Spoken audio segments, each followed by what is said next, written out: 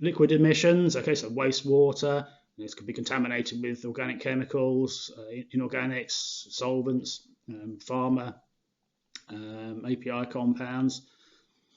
We can produce neat solvents, mixtures of solvents, water mixtures, and these will be primarily from primary manufacturing of APIs.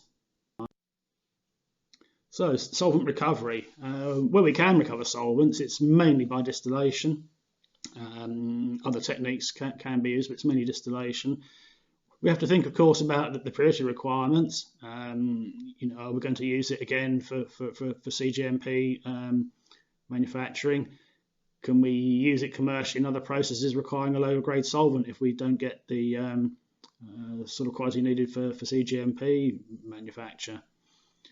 We also have to bear in mind, if we're thinking of solvent recovery, the complexity of the process. So will we generate azeotropes? Mixtures, so single solvents or non-azeotropic binary mixtures are best. Presence of water can complicate solvent recovery. We really need to think as well about the cost of this operation. Fresh solvents versus workup and costs of recovery. Most solvent recovery is only economically viable at quite large scale. What happens to the residues from the solvent recovery operation? Typically, they'll be incinerated. If we incinerate a solvent, if we decide it's not viable to recover, we should really recover the energy from burning that solvent. We should always need to bear in mind that the halogenated solvents generate acidic gases and need special treatment. Dissolved metals in solvents can be very problematic in solvent recovery.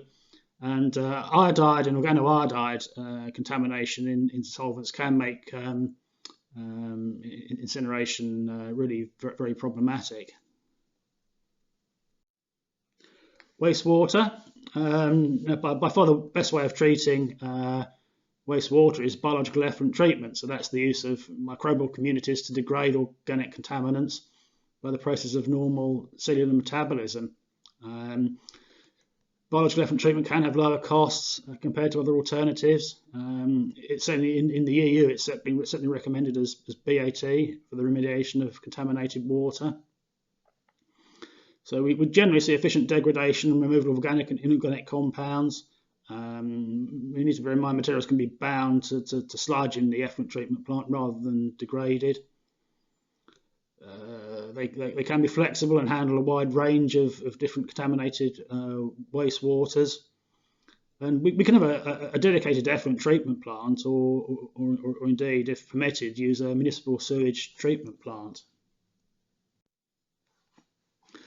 One thing we always need to be mindful of is that not all aqueous waste can be directly biotreated. Okay, so we can't discharge large volumes of water and biodegradable solvents to the drains or an effluent treatment plant, even though a solvent like acetone or isopropyl alcohol might be fairly innocuous and degraded. High amounts of it can cause toxicity to microorganisms and give rise to a high BOD, COD demand. So we may need to strip these VOC solvents out, and this is done under vacuum and can take a lot of energy. And if we have to get down to fairly low limits of these organic solvents, it can be quite energy intensive. Non-VOC dissolved materials may also be an issue. They could be toxic to biomass or damaging to the environment. If they are recalcitrant to biodegradation, they could pass through the effluent treatment plant and out into the aqueous environment.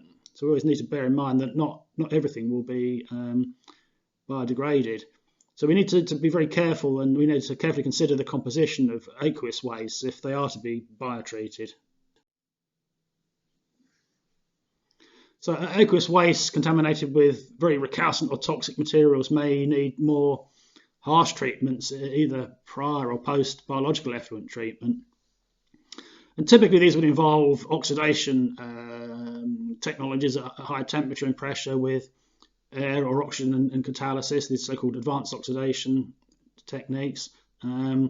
Others that have been employed are things like ozonolysis, electrochemical oxidation, UV photocatalysis. Contaminated water can be incinerated, but it has a low calorific value, and this can be very costly to do. And it's something that should be avoided where at all possible.